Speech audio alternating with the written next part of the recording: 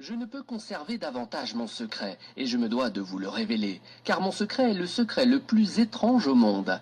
Il n'y a pas si longtemps, lors d'une interview donnée à Londres, un journaliste a posé cette question à Albert Schweitzer, éminent docteur et prix Nobel. Docteur, quel est le principal mal des hommes d'aujourd'hui? Cet éminent docteur resta un moment silencieux, analysant le plus finement possible le problème, et répondit: l'être humain ne pense pas. Voici très brièvement, mais très explicitement, le propos dont je veux vous entretenir maintenant.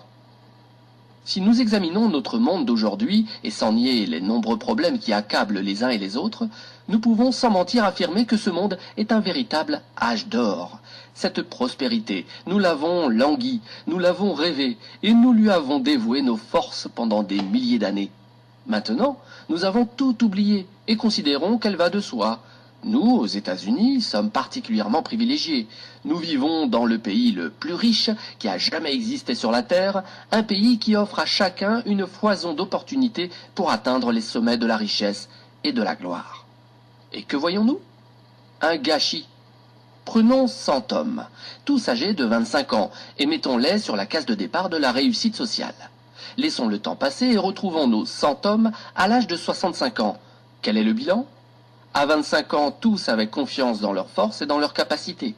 Ils désiraient avidement ce succès que tous espèrent. Leurs propos exprimaient ce désir et leurs yeux brillaient de cette lumière si spécifique à ceux qui aspirent à la vie. Leur carrière avançait résolument en avant et la vie était alors un magnifique terrain d'aventure. Maintenant, ils ont atteint 65 ans et voici le bilan.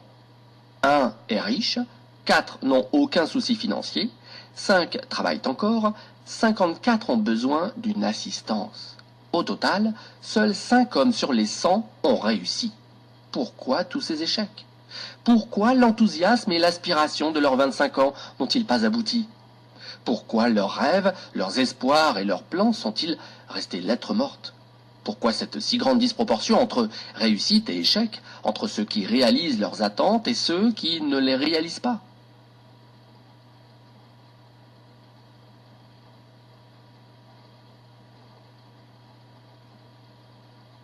Définition du succès.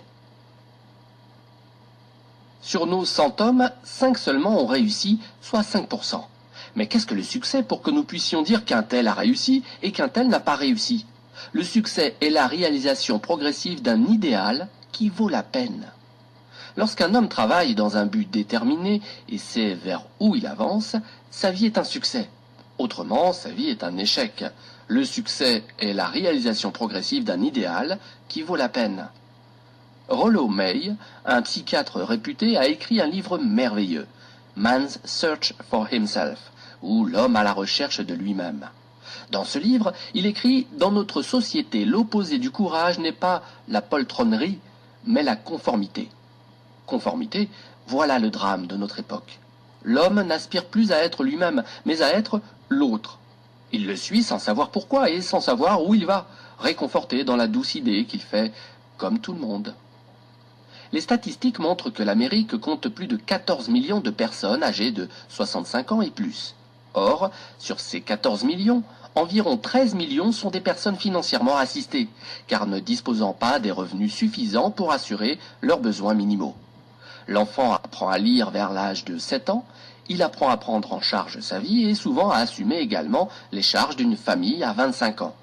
Il arrive à 65 ans et ne sait pas être financièrement indépendant, alors qu'il réside dans le pays le plus riche que la Terre n'ait jamais connu. Pourquoi? Parce qu'il aspire avant tout à la conformité. Au lieu de s'engager dans le chemin des 5% qui réussissent, son aspiration à faire comme les autres le conduit dans le chemin des 95% qui échouent. D'où vient cette aspiration à la conformité au point de renoncer à toute affirmation de soi? Généralement, ces personnes sont incapables de répondre à cette question. Elles ne savent pas vraiment. En fait, elles sont pieds et mains liés dans les hasards de la vie. Elles sont convaincues qu'elles ne peuvent pas agir sur les événements, que ceux-ci sont gouvernés par des forces extérieures totalement hors de leur contrôle. Elles ont renoncé et se laissent balloter au gré de ces soi-disant forces. Elles se laissent diriger au lieu de se diriger elles-mêmes.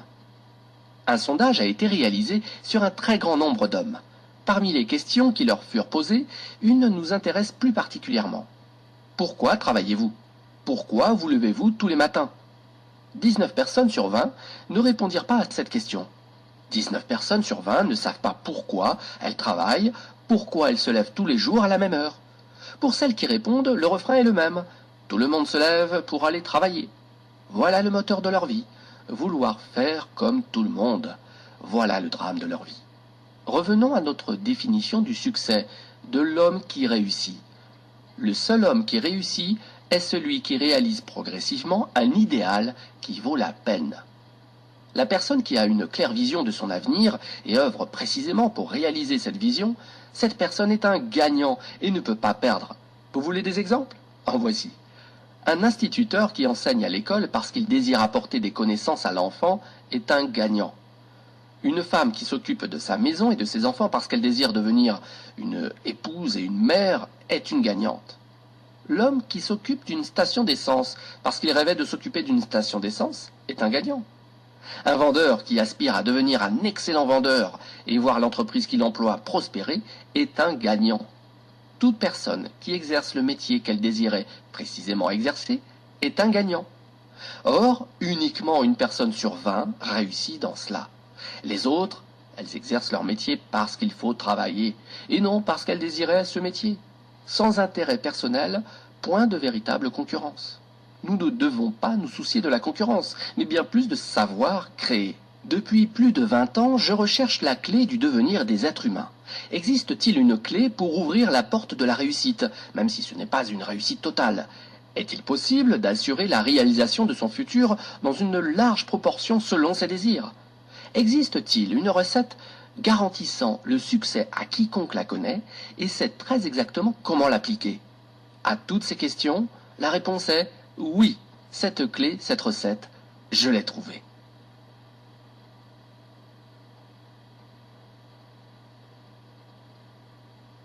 Vous êtes-vous jamais demandé pourquoi tant d'hommes travaillent très dur, sont scrupuleux à rester dans la totale honnêteté sans que la réussite soit au rendez-vous, sans qu'ils en retirent de la satisfaction, alors que d'autres travaillent beaucoup moins, versent souvent dans la malhonnêteté et connaissent une totale réussite? Les dés sont constamment de leur côté. Ils touchent de la poussière et elle devient de l'or. Avez-vous remarqué cette tendance qui veut que le succès entraîne le succès et que l'échec entraîne l'échec? Pourquoi en est-il ainsi? Est-ce une fatalité à laquelle le perdant ne peut échapper? Non. Nulle fatalité, nulle bonne ou mauvaise étoile, simplement le gagnant gagne parce qu'il s'est fixé des buts et le perdant perd parce qu'il ne s'est fixé aucun but. Si vous savez où vous voulez aller, vous y arrivez. Si vous ne savez pas où vous voulez aller, vous errez et n'arrivez nulle part. Cette situation est comparable à celle de ce bateau qui s'apprête à quitter le port pour une destination connue, selon un itinéraire tracé très précisément. Le capitaine et l'équipage connaissent toutes les escales, la durée pour atteindre chacune d'elles et savent quand ils atteindront leur destination finale. Le but est posé, il est clair et précis. 9 999 fois sur 10 000, le bateau atteindra sa destination. Mais si vous enlevez le capitaine à ce bateau, ou l'équipage, ou vous gardez l'équipage et le capitaine mais vous enlevez le but, la destination, le bateau se mettra en route et advienne que pourra. Vous concédez facilement avec moi que soit le bateau ne réussira même pas à quitter le port, soit, s'il est réussi, il terminera son voyage au fond de l'eau, sur un rocher ou sur une quelconque plage déserte. Sans destination et sans quelqu'un pour le guider, ce bateau ne peut arriver nulle part. La réussite de chacun est à l'image de ce bateau. Prenez par exemple la fonction commerciale. Celui qui entre aujourd'hui dans la fonction commerciale a son avenir presque assuré, pour peu qu'il sache vendre et développer une stratégie bien réfléchie. Les meilleurs commerciaux sont payés des fortunes et pour cause. La vie d'une entreprise dépend totalement de ses ventes. Pour cela, toute entreprise est prête à récompenser largement celui qui peut lui assurer une croissance de ses ventes. Certains de ces commerciaux ont un véritable talent et sont même capables de vous vendre la lune. Ils se comptent cependant sur les doigts de la main. Quelqu'un a fait remarquer que la race humaine était programmée non pour empêcher le fort de gagner, mais pour empêcher le faible de perdre. Cette singularité est remarquable en temps de guerre, lors du déplacement des convois. Les éléments faibles sont protégés, au risque de mettre en péril les autres éléments plus forts. L'économie américaine est aujourd'hui pénalisée par cette même constante, fonctionnant au ralenti afin de protéger ses citoyens les plus faibles, à l'instar des véhicules rapides du convoi, forcés de réduire leur vitesse pour permettre aux véhicules plus lents de rester avec le convoi. Elle s'inquiète des plus défavorisés et leur fournit un filet de sécurité suffisant pour permettre à tous, même ceux démunis de toute intelligence et de tout talent, de vivre correctement et de fonder une famille. Cette sécurité est cependant minimale. Certains peuvent s'en suffire, mais pour les autres qui aspirent à une meilleure vie, qui visent plus haut, elle est insuffisante. Si vous le voulez bien, revenons à ce secret le plus étrange au monde que je veux vous révéler. Pourquoi les hommes armés d'un but réussissent-ils dans la vie et que ceux vides de tout but échouent? La réponse à cette question est fondamentale et, pour celui qui la comprend dans toute sa signification et toutes ses conséquences, elle peut changer radicalement et immédiatement sa vie. Cette vérité est si forte et si éclatante qu'elle éclaircit les avenirs les plus sombres et les cieux les plus couverts. Elle chasse tous les nuages et pose pour toujours le sceau de la bonne chance sur celui qui l'adopte, la fait sienne. Tous vos désirs se réalisent subitement, sans les problèmes, les inquiétudes et les anxiétés qui minaient vos forces jusqu'à présent. Vos doutes et vos craintes appartiennent bel et bien au passé. Voici cette clé du succès et de l'échec. Nous réalisons ce à quoi nous pensons. Répétez plus fort. Nous réalisons ce à quoi nous pensons. Notre histoire a connu de nombreux sages, enseignants, philosophes et prophètes qui se sont affrontés sur diverses idées, mais jamais sur celle-ci. Tous, sans exception, s'accordent sur l'influence des pensées dans la réalisation de la vie de l'homme. Marcus Aurelius, grand empereur romain, a dit « La vie d'un homme est forgée par ses pensées ». Disraeli a dit « Tout arrive à celui qui sait attendre. Après de longues méditations, je suis arrivé à la conclusion que l'homme qui se fixe un but l'atteint tôt ou tard, car rien ne peut résister à une volonté forte qui se bat pour sa réalisation. » Ralph Waldo Emerson a dit « L'homme devient l'objet de la pensée qui accapare son esprit. » William James a dit « La plus grande découverte de ma génération est la capacité des êtres humains à changer leur vie par un simple changement d'esprit. » Et aussi, nous avons uniquement besoin de penser froidement comme si la chose était vraie, et elle deviendra inévitablement vraie de par son intégration de plus en plus forte dans notre vie même. Son intégration à nos habitudes et nos émotions sera si forte qu'elle fera naître en nous ces mêmes intérêts qui caractérisent une opinion. Il a également dit « Si vous vous préoccupez suffisamment d'un résultat, vous l'atteindrez presque certainement. Si vous désirez devenir riche, vous serez riche. Si vous désirez devenir un érudit, vous serez un érudit. Si vous désirez devenir bon, vous serez bon. Il y a cependant une condition. Vous devez vouloir atteindre sincèrement et profondément ce niveau et ne vouloir atteindre dans le même temps aucun autre niveau avec la même force. » Le docteur Norman Vincent Peale a dit « C'est l'une des plus merveilleuses lois de l'univers. Je l'ai découverte avec passion alors que j'étais très jeune, mais elle n'a vraiment illuminé ma vie que bien plus tard. En dehors de ma relation avec Dieu, elle est l'une de mes plus grandes découvertes, sinon la plus grande. Pour la résumer brièvement et simplement, si vous pensez en termes négatifs, vous obtenez des résultats négatifs. Si vous pensez en termes positifs, vous obtenez des résultats positifs. Cette constatation est élémentaire, mais elle est à la base d'une loi étonnante gouvernant la prospérité et la réussite en 3 mots, croyez et réussissez. William Shakespeare l'a exprimé sous cette tournure. Nos doutes sont traîtres car ils introduisent en nous la crainte d'essayer. Faute d'essayer, nous perdons beaucoup. Georges Bernard Shaw a dit « Les gens tempêtent toujours contre les circonstances qui forgent leur réalité. Je ne crois pas aux circonstances. Ceux qui obtiennent beaucoup de ce monde sont ceux qui recherchent activement et farouchement les circonstances qu'ils désirent pour eux-mêmes et les créent s'ils ne les trouvent pas. » Toutes ces paroles parlent d'elles-mêmes et ne nécessitent pas d'en ajouter. Chacun qui découvre ce secret et l'ampleur de sa portée, nous réalisons ce à quoi nous pensons, est si enthousiasmé par le changement qui s'opère dans sa vie qu'il pense un instant être le premier à le révéler. Fort de cette nouvelle base, il devient tout à fait raisonnable d'affirmer que celui qui se fixe un but concret et présentant pour lui un véritable intérêt réalisera nécessairement ce but. Pourquoi? Parce qu'il y pense constamment, jour et nuit. Or, nous réalisons ce à quoi nous pensons. L'inverse est cependant tout aussi vrai. Celui qui ne se fixe aucun but ne sait probablement pas où il va. Ne sachant pas où il va, ses pensées ne sont que confusion, inquiétude et crainte. Lui aussi réalisera ses pensées et sa vie deviendra une vie de frustration, de crainte, d'anxiété et d'inquiétude. Puisqu'il ne pensait à rien, il devient ce rien.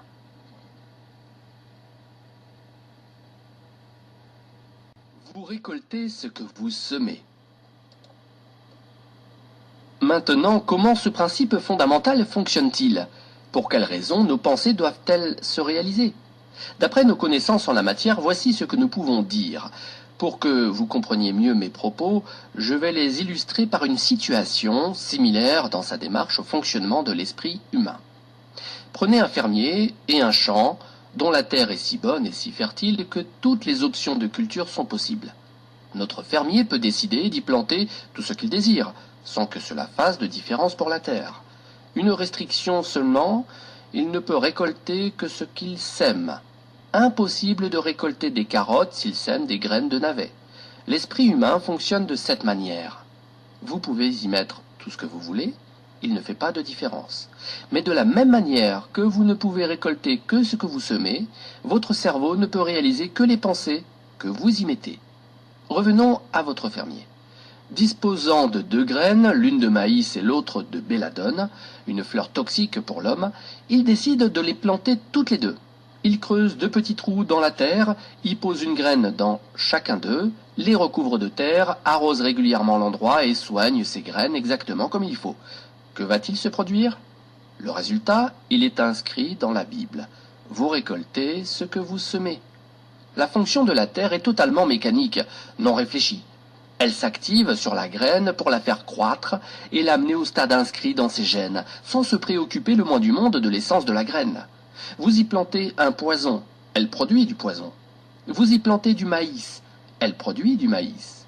Notre fermier obtiendra finalement un plant de maïs et un plant de belladone, exactement ce qu'il avait planté. Certes, l'esprit humain est bien plus fertile, incroyable et mystérieux que la terre, mais il s'y apparente dans son fonctionnement. Comme la terre, il accepte tout ce que vous lui donnez. Succès, échec, but concret, confusion, malentendu, crainte, inquiétude, etc. Mais il produit uniquement à partir de ces matières premières. Vous récoltez ce que vous semez. Certains pensent que l'être humain a conquis tous les continents. C'est une erreur. Il en est un, grand, plus riche que nos rêves les plus fous ne peuvent imaginer, qui reste encore à défricher. Le continent de l'esprit humain. Il est immense et est prêt à toutes les semailles. Si ce trésor est véritablement tel que je le décris, pourquoi les gens ignorent-ils cette bonne fortune à portée de leurs mains et utilisent si peu leur esprit? La question se pose effectivement et mérite bien un livre à elle seule. L'esprit est un équipement standard fourni à tout être humain à sa naissance et, comme tout ce qui est gratuit, il est totalement déprécié. Le monde du libre et du gratuit n'a pas encore gagné ses galons pour être apprécié à sa juste valeur.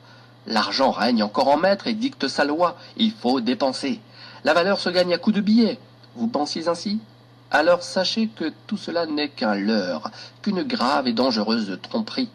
Comment peut-on penser qu'un caillou qui brille ou un papier vert puisse valoir plus que notre esprit, notre âme, notre corps, nos espoirs, nos rêves, nos ambitions, notre intelligence, l'amour pour notre femme et nos enfants et la compagnie de nos amis? Eux seuls sont la vraie richesse. La preuve, regardez combien il est difficile, voire impossible, de les remplacer. Vous perdez une montre en or, il vous suffit de vous rendre chez votre horloger pour la remplacer. Vous perdez vos espoirs, c'est la descente en enfer. Un homme qui fait faillite peut retrouver la fortune même plusieurs fois. Sa maison brûle, il la reconstruit. Son cerveau flanche, il n'est plus qu'une épave. L'esprit humain est largement sous-utilisé parce que nous n'avons pas conscience de sa valeur. La familiarité engendre le mépris. Nous assignons notre esprit à de petites tâches insignifiantes alors qu'il est capable de se mesurer à des défis bien plus redoutables. Les scientifiques ont montré que nous n'utilisons notre cerveau qu'à 10% de ses capacités. En fixant un but dans votre esprit, vous donnez une orientation à votre vie et vous préparez tout votre avenir. Ne prenez pas cette décision à la légère car elle est essentielle. Votre vie en dépend. Voulez-vous devenir un commercial exceptionnel ou un ouvrier qui excelle dans son travail? Voulez-vous monter dans la hiérarchie au sein de votre entreprise ou de votre communauté? À toutes ces questions, une même réponse. Plantez la bonne graine dans votre esprit, soignez-la et mettez toute votre énergie pour atteindre votre but. Alors, ce but deviendra réalité et non parce que telle est votre volonté, mais parce qu'il ne peut en être autrement. Mon secret à force de loi, au même titre exactement que les lois de la gravitation de M. Isaac Newton. Si vous ne doutez pas qu'une personne qui saute dans le vide depuis le dernier étage d'un immeuble s'écrasera inévitablement au sol en vertu du principe de la gravitation qu'un corps descend et ne monte pas, vous ne pouvez pas douter qu'une personne qui se fixe un but et s'y emploie de toutes ses forces l'atteindra. Les lois de la nature fonctionnent toujours car elles sont immuables. Pensez à votre but d'une manière détendue et positive. Imaginez-vous que vous l'avez déjà réalisé. Imaginez-vous ce que sera votre vie lorsque vous aurez atteint votre but. Nous vivons à l'âge du phénobarbital, des ulcères et des dépressions nerveuses. Alors que la recherche médicale a considérablement relevé le niveau de la santé et de la longévité dans le monde, un trop grand nombre rabaisse ce niveau en voulant faire face à leurs soucis de leur propre petite manière, sans tenir compte des quelques grandes lois qui pourraient tout résoudre. Ces drames, nous en sommes les responsables directs car nous abritons les pensées qui les provoquent. Nous sommes le reflet de nos pensées, nous sommes ce que nous sommes puisque c'est exactement là où nous voulions être. Certains ne veulent pas admettre cette vérité, mais il n'en demeure pas moins que c'est la vérité. Chacun mange uniquement les fruits de ses pensées. Son futur n'est que la réalisation de ses pensées d'aujourd'hui, de demain, du mois prochain, de l'année prochaine. Notre vie est constamment guidée par notre esprit. Alors que je traversais l'Arizona en voiture, je vis l'un de ces véhicules monstrueux utilisés dans la construction, se traînant à quelques 50 km à l'heure sous la charge de quelques 20 tonnes de saleté. Un véhicule énorme et incroyable. Tout en haut, un homme petit de taille, les mains posées sur le volant, guidait et contrôlait le monstre. Cette image m'a frappé tant elle caractérisait l'esprit humain. Supposez un instant que c'est vous qui conduisez ce monstre de puissance. Vous êtes seul maître à bord et libre à vous de croiser les bras et laisser la bête aller s'enfoncer dans le premier fossé venu, ou vous agrippez fermement au volant pour la mener à bon port et l'utiliser pour le but que vous vous êtes fixé. La machine fera très exactement ce que vous lui direz. Cette loi du succès est une épée à double tranchant totalement contrôlée par nos pensées. D'un côté, elle vous procure succès, richesse, bonheur et tout ce que vous avez jamais rêvé pour vous et votre famille. D'un autre côté, elle vous enfonce dans les échecs, la pauvreté, le malheur et toutes les difficultés qu'on ne souhaite à personne. À vous seul de décider quel tranchant de l'épée vous voulez utiliser, le bon ou le mauvais.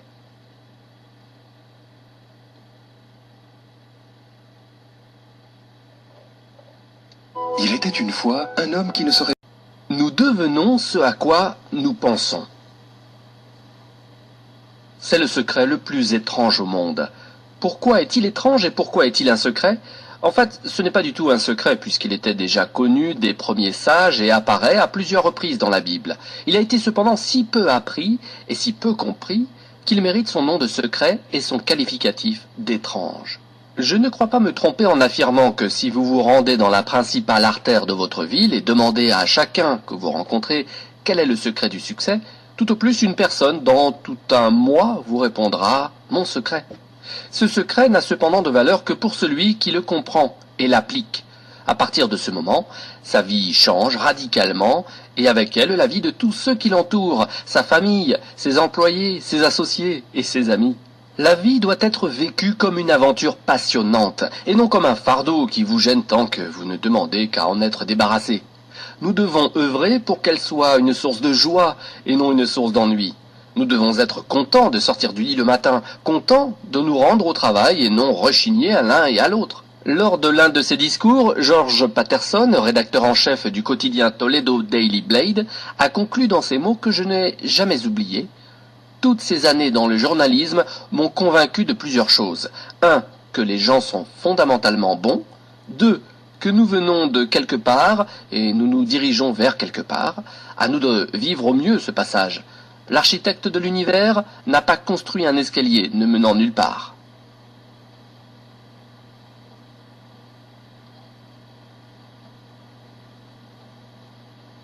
Programme de 30 jours pour tester le secret le plus étrange.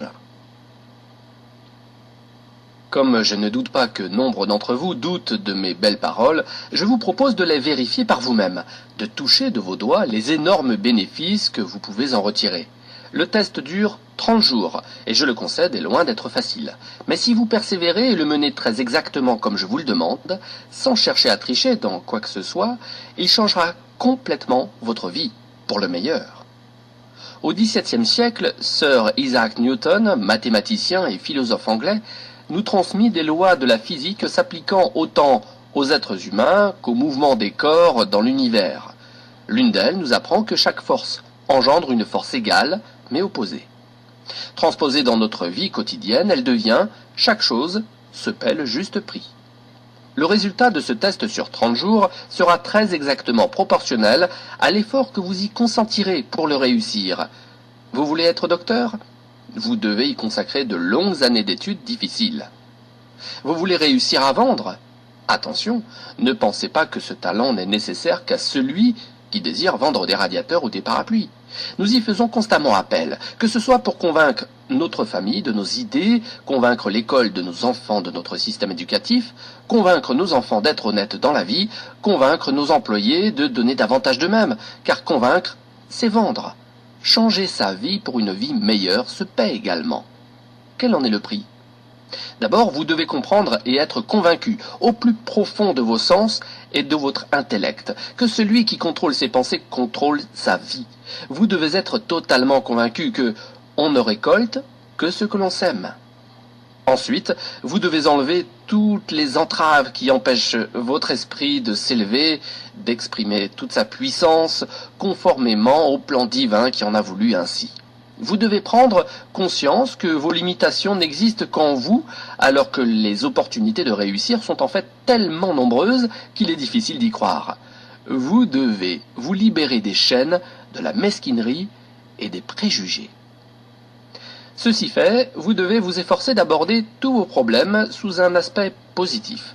Fixez-vous un objectif et laissez votre merveilleux esprit y penser sous tous les angles possibles. Laissez votre imagination spéculer librement sur les solutions possibles. Refusez de croire qu'il puisse avoir des circonstances suffisamment fortes pour s'opposer à l'accomplissement de votre but. Dès que le chemin est clairement tracé dans votre esprit, agissez promptement et résolument. Imaginez-vous alors que vous vous trouvez au milieu de votre propre mine de diamants, comme Russell H. Conwell l'a suggéré. Ces points établis, mettez de côté au moins 10% de votre salaire et sachez que, quel que soit votre emploi actuel, toutes les portes de la réussite vous sont ouvertes, si seulement vous acceptez d'en payer le juste prix. Récapitulons tous les points importants que nous venons de voir. Ces points qui sont le prix à payer pour réaliser cette vie merveilleuse qui attend chacun de nous. Le cadeau est si beau qu'il mérite largement ce prix. 1. Nous devons ce à quoi nous pensons. 2. Donner libre cours à notre imagination pour permettre à l'esprit de dépasser ses limites. 3. S'armer de courage pour se concentrer uniquement sur le but fixé chaque jour. 4. Économiser 10% de notre salaire. Les idées n'ont de valeur que si elles sont concrétisées par des actions. Nous allons maintenant voir plus en détail ce programme de test sur 30 jours. Peut-être que vous ne le réussirez pas la première fois, mais vous n'avez strictement rien à perdre à essayer. Au contraire, vous allez très certainement y gagner. Bien que chaque individu soit unique, nous pouvons affirmer sans nous tromper que tous les individus aspirent à quelque chose et redoutent quelque chose. Pour commencer, écrivez la chose que vous convoitez le plus. C'est peut-être l'argent, soit que vous vouliez doubler vos revenus, soit que vous vouliez obtenir un gain spécifique. Ce peut être une belle maison, la réussite professionnelle, un titre honorifique, l'harmonie au sein de la famille ou tout autre désir. Toute personne équilibrée désire quelque chose plus particulièrement et c'est cette chose que je vous demande maintenant d'écrire. Ce doit être un but simple et clairement défini. Nul besoin de montrer le papier à qui que ce soit, mais vous devez l'avoir constamment avec vous pour pouvoir le regarder plusieurs fois par jour. Pensez-y dès que vous vous réveillez, d'une manière gaie, détendue et positive. Vous avez ainsi déjà un travail à faire pour la journée et ne serez pas tenté de paresser au lit. Plus, vous vous donnez une raison de vivre. À chaque pause dans la journée, à chaque instant de libre, prenez votre bout de papier et lisez-y le but que vous vous êtes fixé. Faites de même le soir, juste avant de vous endormir. À chaque fois, rappelez-vous que vous devez absolument atteindre ce but. Jour après jour, vous réaliserez alors que vous vous rapprochez effectivement de ce but. En fait, le moment même où vous l'avez écrit et avez commencé à y penser, déjà vous aviez atteint votre but. À chacun de vos pas, regardez la richesse et l'abondance qui vous entourent et dites-vous que vous y avez droit, au même titre que toute autre créature vivante. Tout peut être à vous si seulement vous le demandez. Abordons maintenant la partie la plus difficile car requérant l'adoption de ce qui est probablement une nouvelle habitude. Or, nous le savons bien, prendre de nouvelles habitudes requiert beaucoup d'énergie et du temps, tant les obstacles sont importants. Cependant, une fois que cette habitude est formée et bien ancrée en vous, elle vous accompagnera pour le reste de votre vie. Cessez de penser à ce qui suscite la crainte et la peur en vous. Pour cela, soyez à l'écoute de vous-même. Dès qu'une pensée ombrageuse ou négative s'insinue dans votre conscience, remplacez-la au plus vite par une image mentale positive et agréable de votre but. Au début, vous ne réussirez probablement pas à amener cette image positive et resterez submergé par vos images négatives. Ne désespérez pas, cette difficulté n'est pas expressément vôtre. L'homme a été ainsi créé que naturellement il est plus enclin à penser négativement que positivement. C'est pourquoi seulement 5% réussissent. À vous et vous seul de faire partie de ces quelques privilégiés. Vous avez 30 jours pour apprendre à être le maître de vos pensées, à être capable de rejeter toute pensée étrangère pour ne laisser entrer que les pensées que vous désirez. Si vous le pouvez, essayez de viser plus haut même. Ne vous suffisez pas de cette humeur gaie et de cette appréciation positive. Donnez le maximum de vous-même pendant ces 30 jours. Dépensez-vous sans compter, fort de la conviction que plus vous donnez, plus vous recevez. À la seconde même où vous vous fixez un but, déjà vous avez gagné la partie. Vous appartenez déjà à cette petite catégorie de privilégiés qui savent où ils se dirigent dans la vie. Sur 100 personnes, vous vous situez parmi les 5 premiers. Ne vous préoccupez pas exagérément sur la manière d'atteindre votre but. Laissez ce souci à une puissance bien supérieure à la vôtre. Employez-vous uniquement à avoir une claire et précise idée de votre but et les réponses vous arriveront en temps et en lieu voulu. Rappelez-vous ces mots. Mettez-les constamment devant vos yeux pendant ce mois de test. Demandez et vous recevrez. Recherchez et vous trouverez. Frappez à la porte et elle s'ouvrira. Celui qui demande reçoit. Celui qui cherche trouve. Celui qui frappe à la porte la verra s'ouvrir. Voilà, c'est aussi simple et merveilleux que cela. C'est même si simple que pour nous qui vivons dans un monde apparemment compliqué, nous ne pouvons pas admettre que la réussite puisse se ramener uniquement à la définition d'un but et la foi dans sa réalisation. Vous avez 30 jours pour vous prouver le contraire. Vous vendez ? Mettez-y toute votre ardeur, mais sans agitation ni précipitation incontrôlée. Votre action doit être calme, confortée par la joie de celui qui sait que le temps bien employé lui procurera avec abondance ce qu'il attend et désire. Si vous êtes une femme au foyer, consacrez ces 30 jours à votre maison et à votre famille sans penser recevoir quoi que ce soit en retour. Vous serez stupéfié de voir comment votre vie s'améliorera.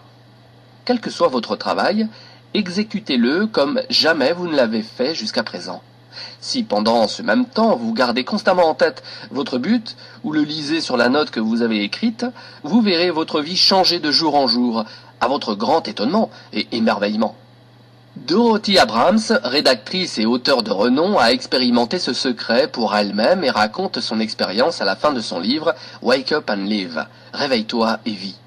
Toute sa philosophie se résume à ces quelques mots. Œuvre dans la totale conviction que tu ne peux échouer. Pour avoir mis en application sa philosophie avec sincérité et foi, Dorothy Abrams va maintenant de succès en succès. Si vous voulez réussir votre test sur 30 jours, surtout ne commencez pas sur un coup de tête, mais uniquement après une décision mûrie et réfléchie pour ne pas abandonner au premier obstacle, à la première déconvenue. La persistance est exigée, et point de persistance sans foi. Pour continuer une action qui n'apporte pas immédiatement les résultats escomptés, la foi dans la réussite finale est indispensable.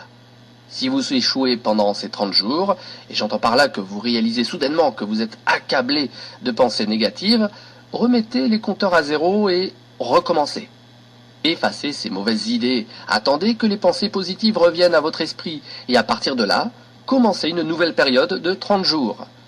Un nouveau comportement ne peut pas prendre la force d'une habitude en un ou quelques jours. Persévérez jusqu'à terminer une période de 30 jours sans faute et gagnez votre place au sein de cette merveilleuse minorité pour qui pratiquement rien n'est impossible. N'oubliez pas votre note de rappel, elle est essentielle à la réussite de vos 30 jours de test. D'un côté, écrivez votre but, quel qu'il puisse être. De l'autre côté, écrivez ces mots, demandez et vous recevrez. Cherchez et vous trouverez. Frappez et la porte s'ouvrira. Profitez de vos moments de libre pour lire des livres susceptibles de vous aider, de vous encourager, par exemple la Bible, Magie de la croyance par Claude M. Bristol, Le pouvoir de la persuasion de Napoléon Hill et bien d'autres encore. Toutes les grandes œuvres requièrent une inspiration. Aussi, pour réaliser la vôtre, en l'occurrence réussir vos 30 jours de test, utilisez tous les moyens pour maintenir votre inspiration à un niveau maximal. Un point essentiel, ne vous laissez pas envahir par l'inquiétude, car l'inquiétude engendre la crainte et la crainte handicap. Or, au début, le danger est grand, que vous vous inquiétez devant tout ce que vous avez à accomplir. Le remède est simple, pensez et voyez uniquement votre but. Les détails de sa réalisation se présenteront d'eux-mêmes à vous. Employez-vous également à toujours rester calme et gai. Faites fi des petits riens. Ne les laissez pas tout gâcher, non, ne les laissez pas vous détourner de votre chemin. Face à la difficulté de réussir ces 30 jours de test, certains en viendront à désespérer pour finalement se résoudre. À quoi bon tous ces tracas, diront-ils. Ces personnes doivent réaliser qu'elles n'ont pas d'alternative. C'est cela ou l'échec. Préférez-vous rester un individu médiocre? Préférez-vous vivre dans les soucis, la crainte et la frustration? N'oubliez pas que vous récoltez ce que vous semez. Si vous semez des pensées négatives, vous récoltez la négativité. Si vous semez des pensées positives, vous récoltez la gaieté, la réussite et la positivité. Maintenant, le temps passant, vous allez probablement oublier tout ce que vous venez d'entendre. Pour garder ce souvenir bien vivant, relisez plusieurs fois ce livre. Pensez sans cesse à ce que vous devez faire pour que cela devienne une véritable habitude. Réunissez régulièrement votre famille pour, tous ensemble, lire mon propos. La plupart des hommes affirment haut et fort vouloir faire de l'argent. Les seuls qui font de l'argent sont ceux qui travaillent à l'hôtel des monnaies. Les autres ne peuvent que gagner de l'argent. Cette différence échappe à beaucoup, d'où leur échec. Ils ne recherchent rien, n'offrent rien. Cela n'est pas et ne sera jamais la bonne manière pour gagner de l'argent. Nulle autre alternative que celle de fournir des services ou des produits nécessaires et utiles. En échange de ces produits et services, d'autres donnent de leur argent. La simple loi mathématique nous apprend alors que l'importance de ce retour financier est directement proportionnelle à l'importance des services. Le succès n'est pas le résultat, mais la cause d'un afflux d'argent, et il est directement proportionnel à notre service. La plupart des personnes pensent exactement l'inverse, que seul celui qui a déjà gagné beaucoup d'argent peut clamer « j'ai réussi ». Qu'elles réfléchissent et constatent leur erreur. L'argent découle forcément du succès et non le succès de l'argent. Revenez à l'époque du chauffage au bois et supposez qu'un homme s'assoit devant son chauffage et lui dise « chauffe et uniquement ensuite je t'ajoute du bois ». Stupide, n'est-ce pas? Mais savez-vous combien d'hommes et de femmes agissent exactement à l'instar de ce sot pour leur propre vie? Des millions. De la même manière que nous devons mettre de l'essence si nous voulons que la voiture avance, nous devons fournir d'abord un service et uniquement ensuite pouvons-nous espérer une entrée d'argent. Notre souci premier ne doit pas être l'argent mais le service. Occupez-vous seulement à construire, travailler, rêver et créer. La prospérité et l'abondance viendront d'elles-mêmes en leur temps. La prospérité est fondée sur la loi de l'échange mutuel, stipulant que toute personne qui contribue à la prospérité connaît à son tour la prospérité. Celle-ci proviendra soit des bénéficiaires directs de son service, soit d'autres personnes, mais forcément elle lui arrivera. Chaque action génère une action égale et opposée. Pendant votre période de 30 jours, rappelez-vous que votre succès dépend directement de la qualité et de la quantité de votre service. Comment les mesurer ? Par la quantité d'argent que vous recevez en contrepartie. Personne ne peut devenir riche sans enrichir d'autres. Une loi ne souffre d'aucune exception. Pensez à tous les métiers que vous trouvez dans une ville et essayez d'évaluer la quantité de services de chacun. Exercice très intéressant, n'est-ce pas ? Certains évoluent dans le domaine spirituel, tels les ministres, les religieux et autres personnes qui dévouent envers les autres, et elles aussi reçoivent en proportion de leurs services. Si vous avez compris cette loi, vous pouvez aisément fixer votre propre fortune. Vous voulez davantage ? Offrez davantage. Vous voulez moins ? Offrez moins. C'est le prix que vous devez payer pour obtenir ce que vous voulez. Si vous pensez pouvoir vous enrichir en trompant d'autres, vous allez rapidement déchanter. Vous récoltez ce que vous semez, comme vous respirez ce que vous avez expulsé. Ne faites jamais l'erreur de penser qu'il puisse en être autrement. C'est impossible. Les prisons et les rues désertées sont remplies de ces personnes qui ont voulu vivre d'après leurs propres lois, sur la seule base de leurs intérêts. Nous pouvons éviter les lois de l'homme, nous ne pouvons pas éviter les lois qui sont supérieures à l'homme. Un éminent docteur a récemment établi une liste en 6 points particulièrement utiles pour trouver le succès. 1. Se fixer un but clairement défini. 2. Cesser de se diminuer. 3. De penser aux raisons pour lesquelles vous ne pouvez pas réussir et penser aux raisons vous permettant d'espérer le succès. 4. Si vous pensez ne pas pouvoir réussir, essayez de vous rappeler quand et comment avez-vous eu cette première pensée. 5. Changez l'image que vous avez de vous-même en écrivant dans le détail la personne que vous voudriez être. 6.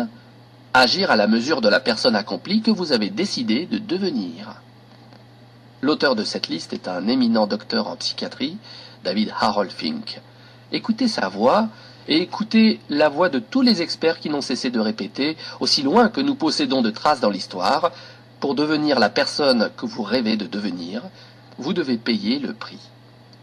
Somme toute, atteindre le succès n'est pas plus difficile que vivre dans l'échec. Terminez vos 30 jours de test, recommencez-les une seconde fois, une troisième fois, jusqu'à ancrer en vous vos nouvelles habitudes et les vivre intensément. La vérité vous apparaîtra au grand jour et vous ne voudrez plus vous en séparer. Vivez profondément votre nouvelle vie et voyez comment les portes de l'abondance s'ouvrent largement devant vous, déversant sur vous un flot de richesses que vous n'avez jamais espéré. De l'argent, vous en gagnerez en quantité, mais bien plus, vous gagnerez en paix intérieure. Vous appartiendrez à cette minorité privilégiée entre tous de pouvoir vivre dans la sérénité, la gaieté et la réussite. Commencez dès aujourd'hui ce changement merveilleux. Perdre ? Vous n'avez rien à perdre. Gagner ? Vous avez toute une vie à gagner. Nous espérons que vous trouverez la force d'appliquer tous les principes que nous avons ramenés dans ces lignes. Ne manquez alors pas de nous écrire pour nous faire savoir les changements intervenus dans votre vie.